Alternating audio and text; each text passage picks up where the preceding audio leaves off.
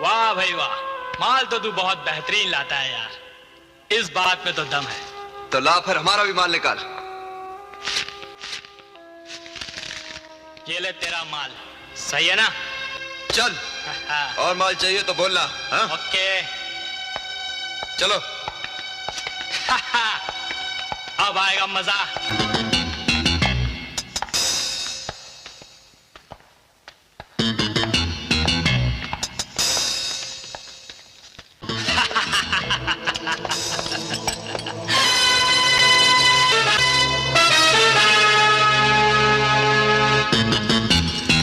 Rocky, क्या रखा है लॉकर में? कुछ भी है, तेरे को मतलब? तुमने उसमें ड्रग्स रखे? तू जाता है कि नहीं यहाँ से? हाँ रॉकी, देख तू बहुत बुरा कर रहा है। ड्रग्स सिर्फ नशे की चीज नहीं, बल्कि सफेद जहर है, जिससे तू कॉलेज के लड़कों की जिंदगी बर्बाद कर देना चाहता है। मगर मैं हरगिज़ ऐसा नहीं होने दूंगा। अच्छा, यहाँ क्या तेरे बाप का राज है जो तू मुझे रोकेगा? चल जा जा, शाना बन। देख रॉकी, मैं कहता हूँ अपने आप इसे निकाल के फेंक दे, वरना मैं प्रिंसिपल साहब के हवाले कर दूंगा। बेटा, ये कॉलेज जिस जगह पे बना है ना, वो जमीन मेरे बाप ने दी है, वो भी दान में। ये हमारी बहुत बड़ी जागीर का बहुत छोटा सा टुकड़ा है। इस कॉलेज में मेरा कोई एक बाल भी नहीं उखाड़ सकता, तो तू क्या अच्छी चीज है? मैं क्या चीज हूं सुनेगा? अगर तेरे पास जागीर है तो मेरे पास जिगर है।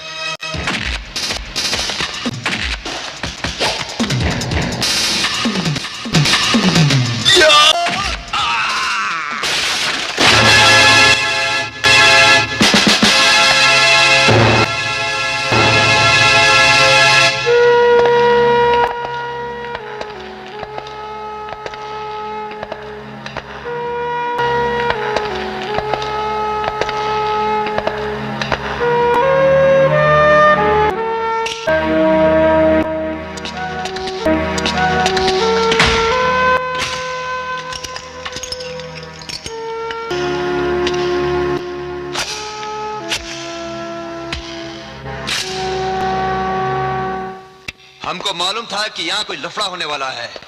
तुम समझा कि हम गया? नहीं, हम तुमको सबक सिखाने के लिए वापस आया है।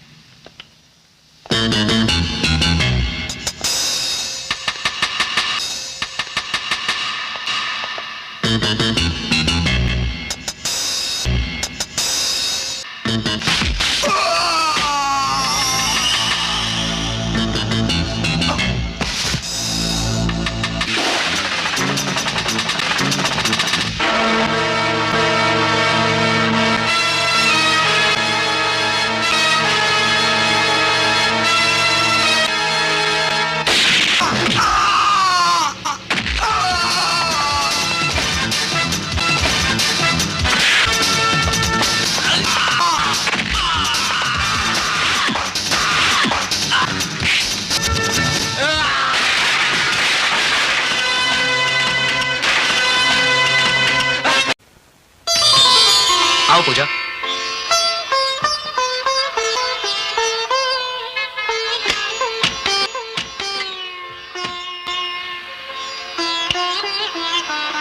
देखो पूजा, यही मकान मेरी प्रॉपर्टी है। आओ, ये मकान पहले मेरी मां को उनके पिताजी ने दिया था।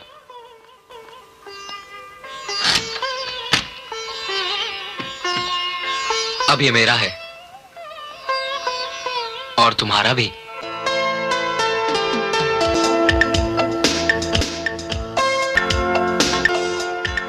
ये मकान मैंने किराए पे दिया हुआ था, जिससे मेरे कॉलेज और हॉस्टल दोनों का खर्च निकल जाता था। लेकिन अभी तो कोई किराएदार नहीं है। 2 दिन पहले तक तो थे, मगर जिस दिन हमारी शादी की बात पक्की हुई, मैंने उसी दिन आकर उन्हें कह दिया कि देखो भैया, अब आप ये मकान खाली कर दीजिए। बेचारे शरीफ थे, चले गए। अच्छा, उनको इतनी जल्दी दूसरा मकान मिल गया? पैसे से क्या नहीं मिलता? सिर्फ प्यार नहीं मिलता।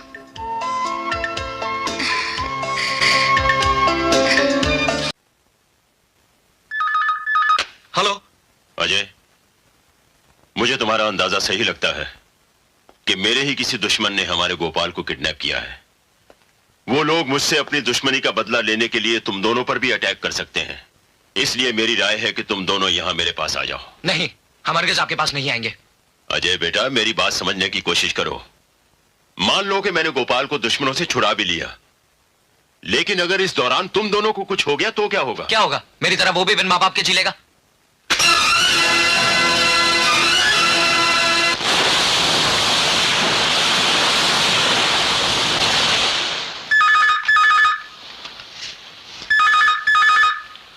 हेलो अजय बेटा, जरा ठंडे दिमाग से सोचो और मेरी बात समझने की कोशिश करो। मिस्टर नागेश्वर, हमें जो भी सहना होगा सह लेंगे। हमें अपने जख्मों के लिए आपके मरहम की जरूरत नहीं। अजय,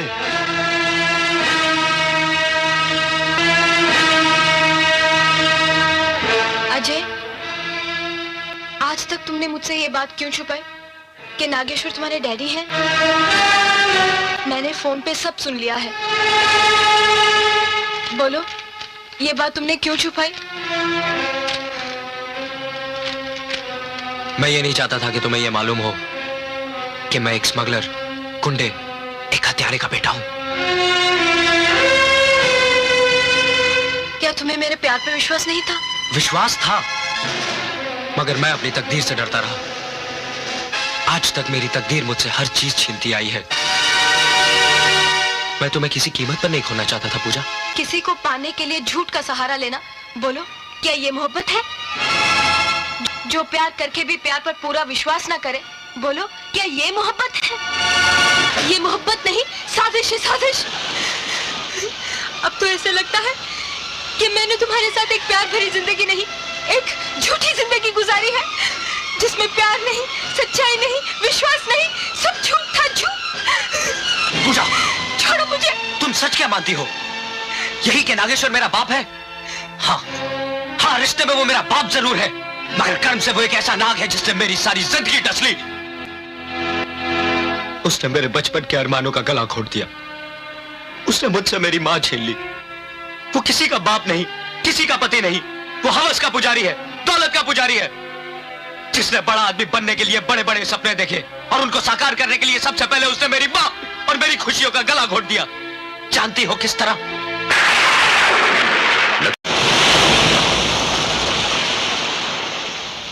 मेरे बाप ने मुझे जीते जी मार डाला। उस दिन से मैंने यह समझ लिया कि मैं अनाथ हूं। अब तुम ही बताओ पूजा, मैंने क्या झूठ बोला था? मैंने तो तुमसे यही कहा था कि मैं अनाथ हूं। बस अजय, बस। अगर ये सब तुमने पहले बोला होता तो मेरी नजरों में तुम्हारी इज्जत और बढ़ जाती।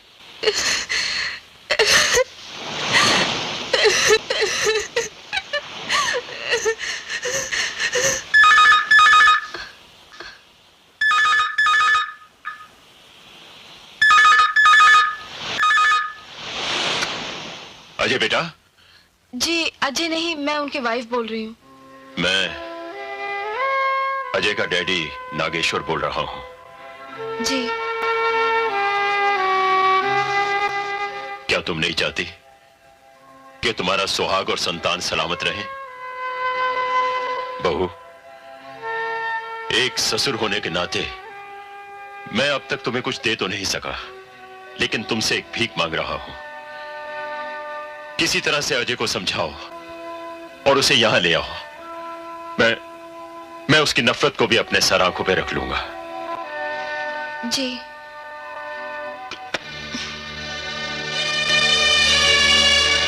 वो कह रहे हैं हम उनके पास चले जाएं। इसका जवाब मैंने उन्हें दे दिया है। अजय, क्या लगता है तुम्हें वो इंस्पेक्टर जो हमारे घर आकर हमें दिलासा देने के बदले सेब खाता रहा, वो गोपाल को ढूंढ निकालेगा? और ना ही हम गुंडों तक पहुंच सकते हैं, हमें गोपाल कैसे मिलेगा? मेरी बात मान लो अजय, हम उनके पास चलते हैं। नहीं, ये हरगिज नहीं हो सकता। तुम नागेश्वर के बेटे बनकर सोचोगे तो ऐसा सचमुच हरगिज नहीं हो सकता, लेकिन गोपाल के बाप बनकर सोचो तो शायद। उसके सामने मैं घुटने नहीं टेक सकता। अजय, अगर तुम अपनी जिद पर अड़े रहे तो तुम में और तुम्हारे डैडी में कोई फर्क नहीं रह जाएगा, पूजा। बल्कि तुम तो उनसे और नीचे गिर जाओगे। वो इसलिए अजय कि उन्होंने तो किसी चीज की मोहब्बत में अपने बेटे का ख्याल नहीं रखा, लेकिन तुम तो अपनी नफरत के लिए अपने बेटे की बलि मत चढ़ाओ। मैं नागेश्वर के बेटे से ये नहीं कहती कि उनसे नफरत करना छोड़ दे, उनके सामने घुटने टेक दे। मैं क्यों चाहूंगी कि मेरा सुहाग जुल्म के आगे झुक जाए। मैं तो गोपाल के बाप से प्रार्थना कर रही हूँ कि वो मेरे साथ चले। जब गोपाल मिल जाएगा तो हम वापस चले आएंगे। हाँ अजय।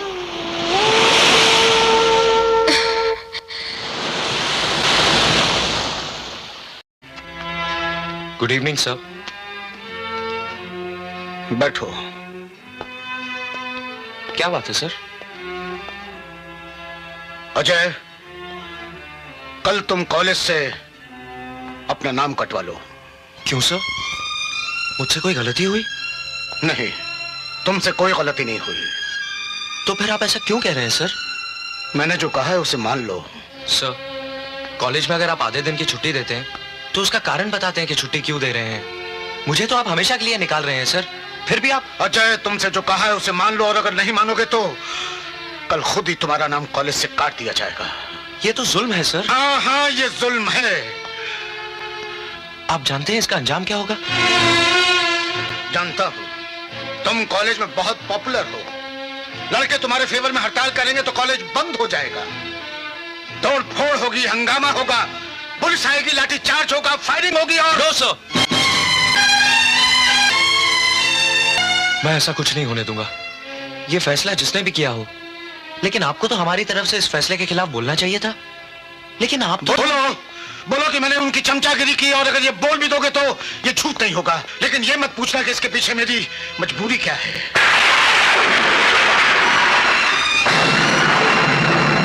अजय, पहले के जमाने में गुरु दक्षिणा नाम की एक रस्म होती थी, जिसमें गुरु अपने शिष्य से जो चाहता मांग लेता था। अगर आज भी वो रस्म होती तो मैं तुमसे सिर्फ यही मांगता कि तुम खुद ही ये कॉलेज छोड़ के चले जाओ। आप द्रोणाचार्य से भी बड़े गुरु हो गए सर। उन्होंने तो एकलव्य का सिर्फ अंगूठा मांगा था, आपने तो मेरी जिंदगी मांग ली। मैं कल ही ये कॉलेज छोड़ के चला जाऊंगा।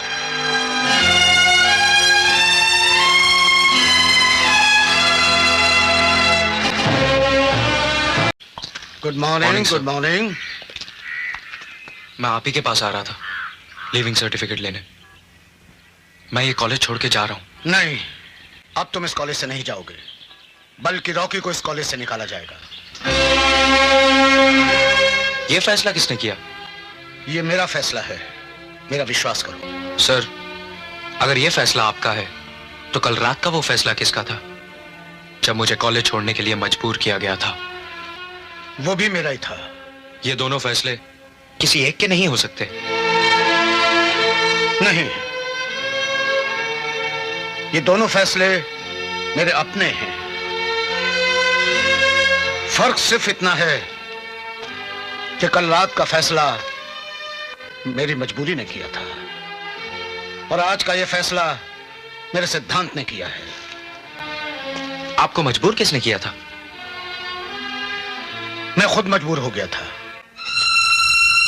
तलवार अगर गर्दन पे चलती है तो कसूर सिर्फ तलवार का नहीं, गर्दन का भी होता है। वो कट जाती है। ये मजबूरियां, ये कमजोरियां इंसान की अपनी होती हैं। इसके लिए हम किसी और को दोष नहीं दे सकते। बॉयज, इसका सामान इसके कमरे में पहुंचा दो। सर, मैं आपका फैसला मानूंगा, मगर एक शर्त पर। क्या? आप रॉकी को कॉलेज से नहीं निकालेंगे। माफ कर दीजिए धनराज, अब से आपको मेरी वफादारी में कोई कमी नजर नहीं आएगी धनराज जी। हेलो धनराज जी, धनराज जी, हेलो। हद्दार! माफ कर दीजिए सर, प्लीज मुझे माफ कर दीजिए। रुक जाइए डैडी। इसे मेरे हवाले कर दीजिए। इसका फैसला मैं करूंगा।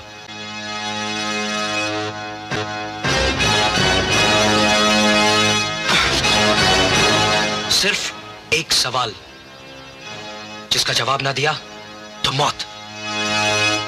बोल बोल, धनराज ने गद्दारी क्यों की? धनराज चाहते हैं कि साहब के बाद डॉन आप नहीं, वो खुद बने।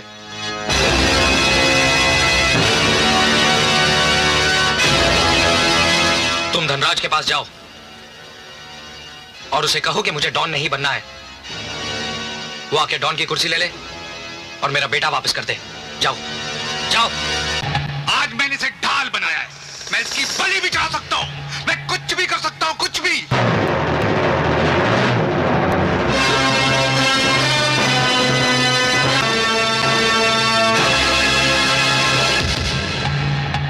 जब नकली बच्चा फेंका तो ये हालत हो, जब असली फेंकूंगा तो क्या होगा? खबरदार, इसी ने आगे बढ़ने की कोशिश की।